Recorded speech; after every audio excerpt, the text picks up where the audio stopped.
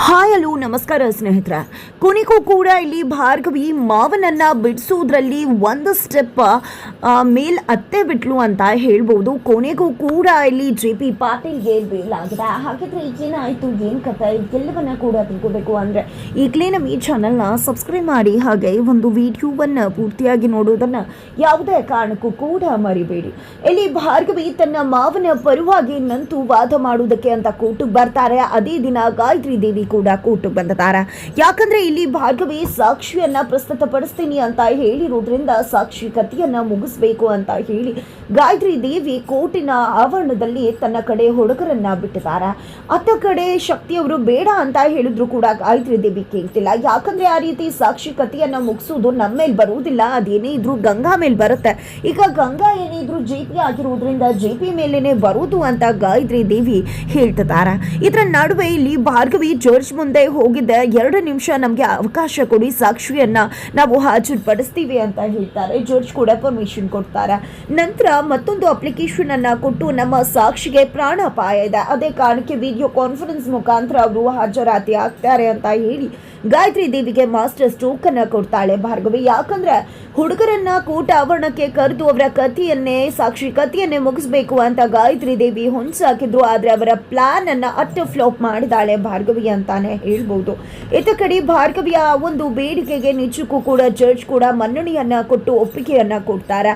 ತದನಂತರ ತಾನು ಇದರ ನಡುವೆ ಗಾಯತ್ರಿ ದೇವಿಯನ್ನ ಕೂಡ ಕಟಕಟೆ ಮೇಲೆ ಕರೆದು ಆಕೆಯನ್ನ ಪ್ರಶ್ನೆ ಮಾಡಬೇಕು ಅಂತ ಹೇಳಿ ಭಾರ್ಗವಿ ಕೋರ್ಟ್ ಅನ್ನ ಕೇಳ್ಕೊಂಡಾಗ ಜಡ್ಜ್ ಕೂಡ ಅವಕಾಶವನ್ನ ಮಾಡಿಕೊಡ್ತಾರೆ. ನಂತರ ಗಾಯತ್ರಿ ದೇವಿ ಕಟಕಟೆ ಮೇಲೆ ಬಂದು ನಿಂತಿದ್ದೆ, ನನ್ನ ಹೆಸರು ಗಾಯತ್ರಿ ದೇವಿ ಅಂತ ಹೇಳ್ತಾರ. ನಿಮ್ಮ ಹೆಸರು ನೀವೇ ಹೇಳ್ತಿದ್ರ ಗಾಯತ್ರಿ ದೇವಿ ಅಂತ, ಆದ್ರೆ ನಮ್ಗೆ ಯಾಕೋ ನೀವೇ ಗಂಗಾ ಅಂತ ಹೇಳಿ ಅನ್ನಿಸ್ತದೆ, ಏನ್ ಹೇಳ್ತೀರಾ ಅಂತ ಹೇಳಿ ಕೇಳ್ತಿದಾರ. ಇಲ್ಲ ನಾನಲ್ಲ ಗಂಗಾ ಅಂತ ಹೇಳಿದಾಗ, ಹಾಗಿದ್ರೆ ಗಂಗಾ ಯಾರು ಅಂತ ಕೇಳಿದಾಗ ನನ್ನ ಎದುರುಗಡೆ ನಿಂತಿದಾರಲ್ವಾ ನನ್ನ ಗಂಡ JP ಪಾಟೀಲ್, ಅವರೇ ಗಂಗಾ ಅಂತ ಹೇಳ್ತಿದಾರ. ಆದ್ರೆ ಇದನ್ನ ಭಾರ್ಗವಿ ತಳ್ಳಿ ಹಾಕ್ತಿದ್ದಾರೆ. ಇಲ್ಲ ಅವರೆಲ್ಲ ಗಂಗಾ, ನೀವೇನೆ ಗಂಗಾ ಅಂತ ಹೇಳಿದಾಗ ಇಲ್ಲಿ ಇಲ್ಲ ಮಹಾಸ್ವಾಮಿಗಳೇ, ನಾನು ಗಂಗಾ ಅಲ್ಲ, ನಾನು ಗಾಯತ್ರಿ ದೇವಿ, ನನಗೆ ಅನ್ಯಾಯ ಆಗಿತ್ತು ನನ್ನ ಗಂಡ JP ಪಾಟೀಲ್ ಎಂದ, ಅದೇ ಕಾರಣಕ್ಕೆ ನ್ಯಾಯ ಕೇಳೋಕೆ ಅಂತ ಬಂದ್ರೆ ಇವಾಗ ಅವರು ನನ್ನ ಮೇಲೇನೆ ಗಂಗಾ ಅಂತ ಹೇಳಿ ಆಪಾದನೆ ಹಾಕುವುದಕ್ಕೆ ಮುಂದಾಗ್ತಿದ್ದಾರೆ ಅಂತ ಹೇಳ್ತಾರ. ಆದ್ರೆ ಇಲ್ಲಿ ಭಾರ್ಗವಿ ಮಾತ್ರ ಇಲ್ಲ, ನಮ್ಗೆ ಯಾಕೋ ನಮ್ಮ ಕಕ್ಷಿದಾರರ ಮೇಲೆ ನೀವು ಆರೋಪವನ್ನ ಹೊರಿಸ್ತಾ ಇದ್ರ, ನಿಜವಾಗ್ಲೂ JP ಪಾಟೀಲ್ ಅವರು ಗಂಗಾ ಅಲ್ಲ, ನೀವೇನೆ ಗಂಗಾ, ಅದಕ್ಕೆ ನಮ್ಮ ಹತ್ರ ಸಾಕ್ಷಿ ಕೂಡ ಇದೆ, ನೀವೇ ಗಂಗಾನೇ ಗಾಯತ್ರಿ ದೇವಿ ಅಂತ ನೋಡಿರ್ತಕ್ಕಂಥ ಸಾಕ್ಷಿ ಇದ್ದಾರೆ ಅಂತ ಹೇಳಿದಾಗ ಈ ಕಡೆ ಜಡ್ಜ್ ಅದನ್ನ ಮೊದಲು ಪ್ರಸ್ತುತಪಡಿಸಿ ಅಂತಾರೆ. ಟಿವಿಯನ್ನ ಕರೆಸ್ತಾರೆ, ಟಿವಿಯನ್ನ ತಂದು ಇಡಿಸ್ತಾರೆ ಭಾರ್ಗವಿ. ತದನಂತರ ಅಲ್ಲಿ ಪದ್ಮನಾಭ ಅಂತಕ್ಕಂಥ ವ್ಯಕ್ತಿ ಹಾಜರಾಗ್ತಾರೆ. ಅವರನ್ನ ನೋಡಿದೆ ಗಾಯತ್ರಿ ದೇವಿ, ಶಕ್ತಿ ಹಾಗೆ JP ಎಲ್ಲರೂ ಕೂಡ ಶಾಕ್ಗೆ ಒಳಗಾಗ್ತಿದ್ದಾರೆ. ಪದ್ಮನಾಭ ಅಂತ ಹೇಳಿ JP ಹೇಳ್ತಿದ್ದಾಗೆ ಭಾರ್ಗವಿ ಕಣ್ಸನ್ನೆಯನ್ನು ಮಾಡ್ತಾರೆ. ಮಾವಂಗೆ ಭಾರ್ಗವಿ ಮೇಲೆ ನಿಜವಾಗ್ಲೂ ಖುಷಿ ಆಗತ್ತೆ. ಈ ಕಡೆ ಗಾಯತ್ರಿ ದೇವಿಗೆ ನಡುಕು ಶುರುವಾಗಿದೆ. ಅದ ಕಡೆ ಗಾಯತ್ರಿ ದೇವಿನೇ ಗಂಗಾ ಅಂತ ಹೇಳಿ ಹೇಳುವುದಕ್ಕೆ ಬಂದಿರತಕ್ಕಂಥ ಪದ್ಮನಾಭ ಅವರು ಕೈ ಮುಗ್ದು ಜಡ್ಜ್ ಹತ್ರ ಹೇಳ್ತಿದ್ದಾರೆ, ನಾನು 10 ವರ್ಷಗಳ ಕಾಲ ನವಮಿ ಟ್ರಸ್ಟ್ ನಲ್ಲಿ ಕೆಲಸ ಮಾಡಿದ್ದ. ಆ 10 ವರ್ಷಗಳ ಕಾಲ ಕೆಲಸ ಮಾಡಿದ್ದಾಗ ನಿಜಕ್ಕೂ ಕೂಡ ಸಾಕಷ್ಟು ವಿಷಯಗಳು ನಡೆದಿತ್ತು. ನಾನು ಅಲ್ಲಿ ಅಕೌಂಟೆಂಟ್ ಆಗಿದ್ದೆ. ಆಗ ನಾನು ಅಕೌಂಟ್ಸ್ ಅನ್ನ ನೋಡ್ಕೋಬೇಕಾದ್ರೆ ಸಾಕಷ್ಟು ದುಡ್ಡು ಹಣ ಹರಿದು ಬರ್ತಿತ್ತು. ಆದ್ರೆ ಅದನ್ನ ಆ ನವಮಿ ಟ್ರಸ್ಟ್ ಅಲ್ಲಿ ಒಳ್ಳೇದಕ್ಕೋಸ್ಕರ ಅಲ್ಲ ಬಳಸ್ತಾ ಇದ್ದದ್ದು, ತೊಂದರೆ ಕೊಡೋದಕ್ಕೋಸ್ಕರ. ಅಲ್ಲಿ ಬೇರೆದೇ ಒಂದು ಕತೆ ನಡೀತಾ ಇತ್ತು ಅಂತ ಹೇಳಿ ಅಲ್ಲಿ ಗಾಯತ್ರಿ ದೇವಿ ಮಾಡ್ತಿರ್ತಕ್ಕಂಥ ಕೆಲಸವನ್ನ ಹೇಳ್ತಾರೆ ಪದ್ಮನಾಭ ಅವರು.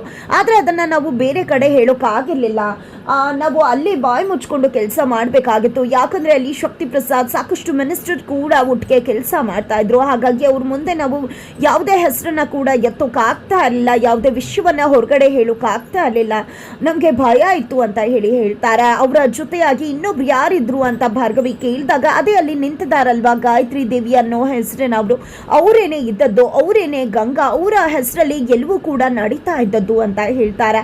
ಆದ್ರೆ JP ಪಾಟೀಲ್ ಅವರ ಹೆಸರಲ್ಲಿ ಅಕೌಂಟ್ಸ್ ಇದೆಯಲ್ಲ ಅಂತ ಜಡ್ಜ್ ಕೇಳಿದಕ್ಕೆ ಅದೆಲ್ಲ ಫೇಕ್ ಅಕೌಂಟ್ಸ್ ನ ಇವರು ಕ್ರಿಯೇಟ್ ಮಾಡಿರೋದು, ಅವರ ಅಕೌಂಟ್ ಅನ್ನ ಹ್ಯಾಕ್ ಮಾಡಿದ್ದಾರೆ, ಜೊತೆಗೆ ಸುಳ್ಳು ಸಾಕ್ಷಿಯನ್ನ ಸೃಷ್ಟಿ ಮಾಡಿ JP ಪಾಟೀಲ್ ಸರ್ರನ್ನ ಟ್ರ್ಯಾಪ್ ಮಾಡಿದ್ದಾರೆ.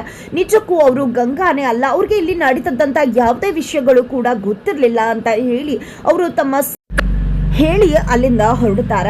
ತದನಂತರ ಭಾರ್ಗವಿ ತನ್ನ ವಾದವನ್ನ ಮುಂದುವರಿಸದೆ, ಈಗ ನಾವು ಕೊಟ್ಟಿರ್ತಕ್ಕಂಥದ್ದೇ ನಿಜವಾದ ಡಾಕ್ಯುಮೆಂಟ್ಸ್, ಅವ್ರು ಕೊಟ್ಟಿದ್ದು ಎಲ್ಲವೂ ಕೂಡ ಫೇಕ್ ಡಾಕ್ಯುಮೆಂಟ್ಸ್, ಡೂಪ್ಲಿಕೇಟ್ ಡಾಕ್ಯುಮೆಂಟ್ಸ್, ಅದಕ್ಕೋಸ್ಕರನೇ ಹೇಳ್ತಾ ಇದ್ದೀನಿ, ಇಲ್ಲಿ ನಮ್ಮ ಕಕ್ಷಿದಾರರ ಅಕೌಂಟನ್ನ ಹ್ಯಾಕ್ ಮಾಡಿ ಈ ರೀತಿಯೆಲ್ಲ ಸಾಕ್ಷಿಯನ್ನ ಸೃಷ್ಟಿ ಮಾಡಿ ಗಂಗಾ ಅನ್ನೋ ಹೆಸರಲ್ಲಿ JP ಅವರನ್ನ ಲಾಕ್ ಮಾಡಬೇಕು, ಜೈಲಿಗೆ ಕಳಿಸ್ಬೇಕು ಅನ್ನೋ ಹುನ್ನಾರ ನಡೆದಿತ್ತು. ಹಾಗಾಗಿ ಇಲ್ಲಿ ಗಾಯತ್ರಿ ದೇವಿನೇ ಗಂಗಾ ಅನ್ನೋದು ಪ್ರೂವ್ ಆಗಿದೆ. ಅದಕ್ಕೋಸ್ಕರನೇ ಅವರಿಗೆ ಕಠಿಣ ಶಿಕ್ಷೆಯನ್ನ ಕೊಡಬೇಕು, JP ಅವರನ್ನ ಬಿಡುಗಡೆಗೊಳಿಸಬೇಕು ಅಂತ ಭಾರ್ಗವಿ ತನ್ನ ವಾದವನ್ನ ಮಂಡಿಸ್ತಾರ. ತದನಂತರ ಆ ಕಡೆ RK ಅವರನ್ನ ಏನಾದ್ರೂ ಇದೆಯಾ ನೀವು ವಾದ ಮಾಡ್ಲಿಕ್ಕೆ ಅಂತ ಜಡ್ಜ್ ಕೇಳಿದಾಗ ಹೌದು ಅಂತ ಹೇಳಿ RK ಬರ್ತಾರ. RK ಬಂದದ್ದೆ ಇಲ್ಲಿ ಸಾಕ್ಷಿ ಏನು ಹೇಳಿ ಹೋದ್ರು, ಆದ್ರೆ ಅವ್ರು ಯಾಕೆ ಕೆಲಸ ಬಿಟ್ರು, 10 ವರ್ಷಗಳ ಕಾಲ ಕೆಲಸ ಮಾಡಿದ್ದವರು ಅದಕ್ಕೆ ಉತ್ತರನೇ ಕೊಡ್ಲಿಲ್ವಲ್ಲ ಭಾರ್ಗವಿ ಅವರ, ಅದಕ್ಕೆ ನಾನು ಉತ್ತರ ಕೊಡ್ತೀನಿ ಅಂತ RK ಹೇಳ್ತಾರ.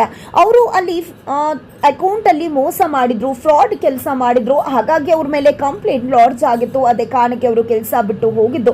ನಿಜ ಹೇಳಬೇಕು ಅಂದ್ರೆ ಅವ್ರ ಮೇಲೆ ಕಂಪ್ಲೇಂಟ್ ಕೊಟ್ಟಿದ್ದು ಬೇರೆ ಯಾರು ಅಲ್ಲ, JP ಪಾಟೀಲ್ ಅವರೇ ಕಂಪ್ಲೇಂಟ್ ಕೊಟ್ಟಿದ್ದು. ಇಲ್ಲೇ ಕ್ಲಿಯರ್ ಆಗಿ ಗೊತ್ತಾಗ್ತದೆ ಅಲ್ವಾ, ಒಂದು ಅವತ್ತು JP ಅವರು ಅವ್ರ ಮೇಲೆ ಸುಳ್ಳು ಫ್ರಾಡ್ ಕೇಸನ್ನ ಹಾಕಿದ್ದಾರೆ, ಇಲ್ಲ ಅಂದ್ರೆ ಇವತ್ತು ಆ ವ್ಯಕ್ತಿ ದುಡ್ಡು ತಗೊಂಡು ಸುಳ್ಳು ಸಾಕ್ಷಿಯನ್ನ ಹೇಳ್ತಿದ್ದಾರೆ. ಇಂಥ ವ್ಯಕ್ತಿಯನ್ನ ನಾವು ಹೇಗೆ ನಂಬಲಿಕ್ಕಾಗತ್ತೆ, ಸಾಕ್ಷಿ ಅಂತ ಹೇಳಿ ಪರಿಗಣಿಸ್ಲಿಕ್ಕಾಗತ್ತೆ ಅಂತ ಹೇಳಿ RK ಹೇಳ್ತಾರ.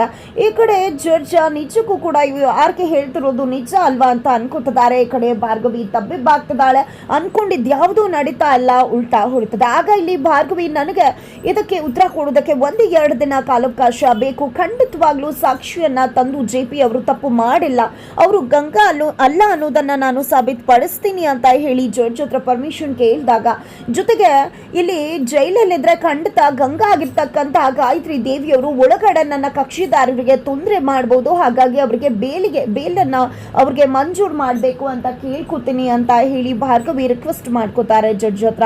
ಈ ಕಡೆ RK ಅವರು ಕೊಡಿ ನಮ್ದು ಯಾವುದೇ ರೀತಿ ಅಬ್ಜೆಕ್ಷನ್ ಇಲ್ಲ ಅಂತಾರೆ. ನಿಜಕ್ಕೂ JPಗೆ ಭಾರ್ಗವಿಗೆ ಶಾಕ್ ಆಗ್ತದ.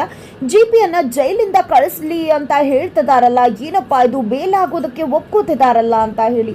ನಂತರ ಜಡ್ಜ್ ಕೂಡ 20 ಲಕ್ಷವನ್ನ ನಾಳೆ ಮಧ್ಯಾಹ್ನದ ಒಳಗಡೆ ಕಟ್ಟಿ JP ಅವರನ್ನ ಕರ್ಕೊಂಡು ಹೋಗಿ ಜೊತೆಗೆ 2 ದಿನದಲ್ಲಿ ಸಾಕ್ಷಿಯನ್ನ ತಂದು ಕೊಡಬೇಕಾಗತ್ತೆ ಅಂತ ಹೇಳಿ ಕೋರ್ಟನ್ನ ಮುಂದೂಡಲಾಗತ್ತೆ. ತದನಂತರ ಇಲ್ಲಿ ಭಾರ್ಗವಿ ಮುಂದೆ RK ನೋಡಿದ್ಯಾ ಭಾರ್ಗವಿ, ನಾವು ಎಷ್ಟು ಹೊತ್ತು ವಾದ ಮಾಡ್ತೀವಿ ಅನ್ನೋದು ಮುಖ್ಯ ಅಲ್ಲ, ಹೇಳಷ್ಟು ಹೊತ್ತು ಎಷ್ಟು ವಿಷಯಗಳನ್ನ ಎಷ್ಟು ಪಾಯಿಂಟ್ಸ್ಗಳನ್ನು ಕರೆಕ್ಟಾಗಿ ಹೇಳ್ತೀವಿ ಅನ್ನೋದು ಮುಖ್ಯವಾಗುತ್ತೆ. ಟೈಮು ಮುಗ್ದು ಹೋಗ್ತಾ ಇದೆ, ಇನ್ನು ನಾಳೆ ಮಧ್ಯಾಹ್ನ ಅಷ್ಟೇ ಇರೋದು, 20 ಲಕ್ಷ ಕಟ್ಟಬೇಕು, ಹೋಗಮ್ಮ ದುಡ್ಡು ಕಲೆಕ್ಟ್ ಮಾಡಿ ಹೊಂದಿಸ್ಕೋ ಅಂತ ಹೇಳಿ ಗೇಲಿ ಮಾಡ್ತಿದ್ದಾರೆ. ಬಟ್ ಆ ಕಡೆ ಇಡೀ ಮನೆಯಲ್ಲಿ ಬಂದು ಜಪ್ತಿ ಮಾಡ್ತಿದ್ದಾರೆ ಆಫೀಸರ್ಸ್, ಬ್ಯಾಂಕ್ ಅವರು. ಯಾಕಂದರೆ ಯಾವುದೇ ರೀತಿ ಇನ್ಸ್ಟಾಲ್ಮೆಂಟ್ ಕಟ್ಟಿಲ್ಲ JP ಅವರು, ಜೊತೆಗೆ ಅವರು ಜೈಲಲ್ಲಿದ್ದಾರೆ ಅನ್ನೋ ವಿಷಯ ಗೊತ್ತಾಗಿದೆ. ಜಪ್ತಿ ಮಾಡೋದಕ್ಕೆ ಅಂತ ಬಂದಿದ್ದಾರೆ. ಮನೆಯಲ್ಲಿರೋ ಎಲ್ಲ ಒಡವೆಗಳನ್ನ ಕೂಡ ಅವ್ರಿಗೆ ಕೊಟ್ಟು ಕಳಿಸ್ತಿದ್ದಾರೆ. ಈ ಕಡೆ ಮನೆಯಲ್ಲಿ ಬಿಡುಗಾಸು ಕೂಡ ಇಲ್ಲ. ಇದಕ್ಕೆಲ್ಲ ಕಾರಣ JP ಅವರ ತಮ್ಮ ಜಗನ್ ಅಂತಾನೆ ಹೇಳ್ಬೋದು. ಅವರೇ ಬ್ಯಾಂಕ್ ಅವ್ರಿಗೆ ಪಕ್ಕದ ಮನೆಯವ್ರ ರೀತಿ ಕಾಲ್ ಮಾಡಿ ಮನೆಗೆ ಬರೋ ಹಾಗೆ ಮಾಡಿ ಎಲ್ಲವನ್ನ ಜಪ್ತಿ ಮಾಡಿಸಿದ್ದು ಅಂತಾನೆ ಹೇಳ್ಬೋದು. ಹಾಗಿದ್ರೆ ಮುಂದೇನಾಗತ್ತೆ ಅಂತ ತಿಳ್ಕೊಬೇಕು ಅಂದ್ರೆ ಮುಂದಿನ ವಿಡಿಯೋಗೆ ವೆಯ್ಟ್ ಮಾಡೋದನ್ನ ಮರಿಬೇಡಿ.